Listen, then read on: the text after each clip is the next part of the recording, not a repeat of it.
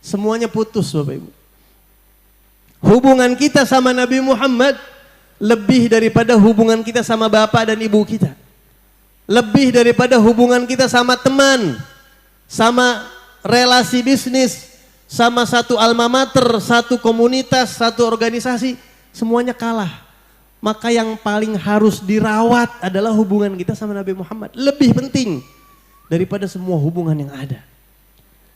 Karena itu Allah mengajarkan kita untuk merawat hubungan kita sama Nabi Muhammad nggak main-main. Sampai Allah wajibkan kita setiap sholat ucapkan salam sama Nabi Muhammad. Setiap sholat. Sadar nggak kita itu? Bapak Ibu, sholat itu sakral. Super sakral. Perhatikan sholat itu dari awal sampai akhir cuma ada Allah. Nggak boleh yang lain masuk, nggak boleh. Tidak boleh ada yang masuk ke dalam sholat kita kecuali Allah. Mulai takbir, Allahu Akbar. Terus baca doa iftitah. Allahu Akbar kabira walhamdulillah kathira. Subhanallah bukratan wa asila dan seterusnya. Al-Fatihah itu semuanya buat Allah. Bismillahirrahmanirrahim. Alhamdulillahi rabbil alamin. Ar-Rahmanirrahim. Maliki yaumiddin. Iyyaka na'budu wa iyyaka nasta'in sampai akhir. Ruku. Subhana rabbiyal azim. Allah semua itu. Kita i'tidal itu Allah. Rabbana lakal hamdu hamdan katsiran tayyiban mubarakan fih mil as-samawati wa mil al-ard wa mil ma syi'ta min syai'in ba'd. Sujud subhana rabbiyal a'la. Duduk antara dua sujud rabbighfirli warhamni wajburni itu doa semua. Full semua Allah. Coba-coba di luar Allah kita masukin ke dalam sholat, batal sholat kita. Sholat itu adalah salah satu cara kita menjaga hubungan baik. Itu janji kita sama Allah. Al-ahdul ladzi bainana wa bainahum. Perbedaan kita sama orang-orang yang tidak menyembah Allah atau yang musyrik itu salat. Itu ciri khas mukmin yang tauhid, kata Nabi. Tapi sedemikian sakralnya, segitu kuatnya kita di dalam salat, Allah seolah mengajarkan kita, sehebat apapun kamu punya hubungan sama saya, sekuat apapun, sekhusyuk apapun, setotal apapun kamu menghamba kepada saya, kamu haram melupakan kekasih saya, Nabi kamu. Ucapkan salam kepada beliau. At-tahiyyatul mubarakatus salawatut tayyibatu lillah. Seluruh penghormatan, seluruh bentuk ta'zim, pengagungan, semua milik Allah.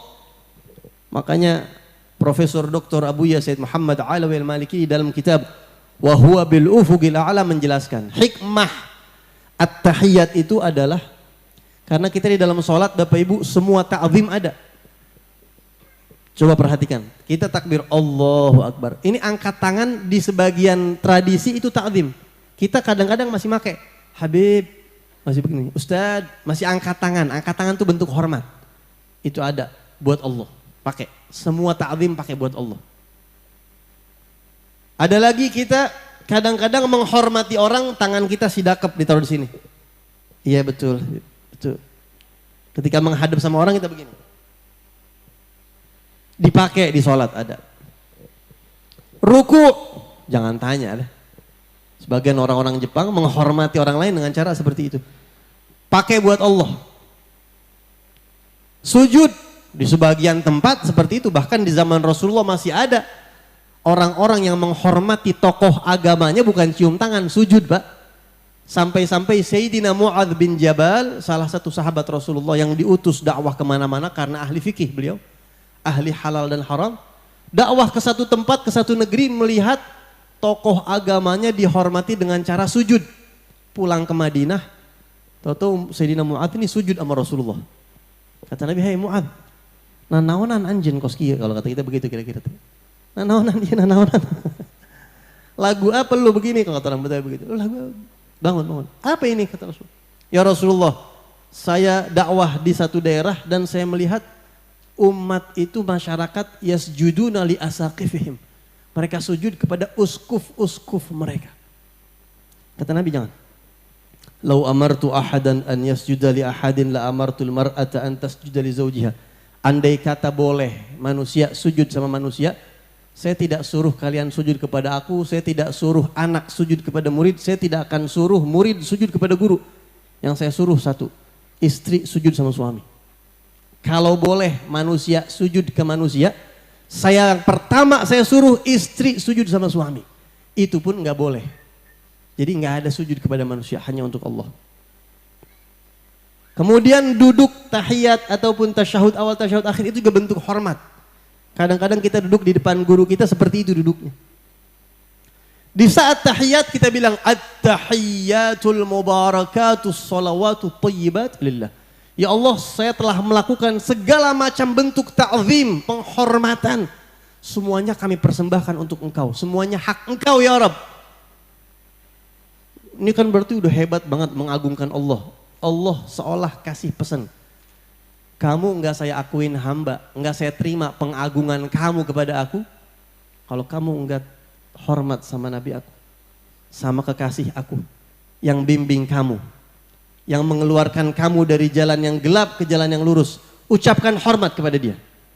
Maka kita di situ baca assalamu alayka ayyuhan nabiyyu wa rahmatullahi wa barakatuh. Bapak Ibu, ini banyak orang nggak sadar. Kita kalau sholat menghadap siapa? Sebagian orang merasa sholat itu hanya menghadap Allah. Tapi faktanya, realitanya kita bukan cuma menghadap Allah. Kita ucap salam buat Nabi dan salamnya bukan assalamu alaina wa ala rasulillah. Bukan. Kalau buat orang soleh iya. Assalamu alaina wa ala ibadillahi sholihin. Iya. Kita ucapkan orang-orang soleh tapi kita tidak menghadap mereka. Tapi kalau Nabi Muhammad dalam bahasa Arab itu pakai dhamir khitab. Pakai dialek seruan. Salam untukmu wahai Nabi, untuk engkau yang di depan saya. Kalau kita bilang salam untukmu berarti ada di depan kita tuh Pak. Di dalam hadis sahih Muslim, Rasulullah SAW menjelaskan, "Ma min muslimin yusallimu alayya illa raddallahu alayya ruhi hatta arudda alaihi salam." Tidak ada satu orang muslim pun, dimanapun, kapanpun dia ucap salam kepada aku. Kecuali Allah akan kembalikan ruh aku untuk aku balas dan aku jawab salamnya. Sadar ataupun tidak sadar, setiap kita sholat, kita sedang menjaga hubungan baik sama Rasulullah. Dan itu perintah Allah. Dan sholat kita nggak diterima, tidak sah kalau nggak ngucap salam. Dan di saat itu juga kita mendapatkan jawaban salam langsung dari Nabi Muhammad. Cuma karena kuping kita sering dengerin gosip, sering dengerin yang haram-haram, jadi apa yang disebutkan oleh Nabi itu nggak kedengeran sama kita. Waalaikumsalam. Nabi janji, siapa yang ucap salam sama saya balas. Itu janji Nabi. Hadis sahih, riwayat Muslim, saya akan balas. Allah akan kembalikan ruh saya untuk saya jawab balas orang itu. Hadirin sekalian, dari sini kita ambil pelajaran. Jangan sampai kita melupakan Nabi Muhammad. Dan hubungan kita sama Nabi Muhammad lebih dekat daripada hubungan kita dengan orang tua kita. Sehari 5 kali kita disuruh ngucap salam, setor muka sama Nabi Muhammad. Setiap hari kita disuruh 5 kali setor muka, hadirkan Rasulullah dalam kehidupan kita setiap hari 5 kali. Saya mau tanya sama Bapak Ibu, kira-kira kalau ada orang Kuningan, misalnya, atau orang Bandung, orang Ciamis terserah. Belanja di Shopee Live, semua diskon 50%.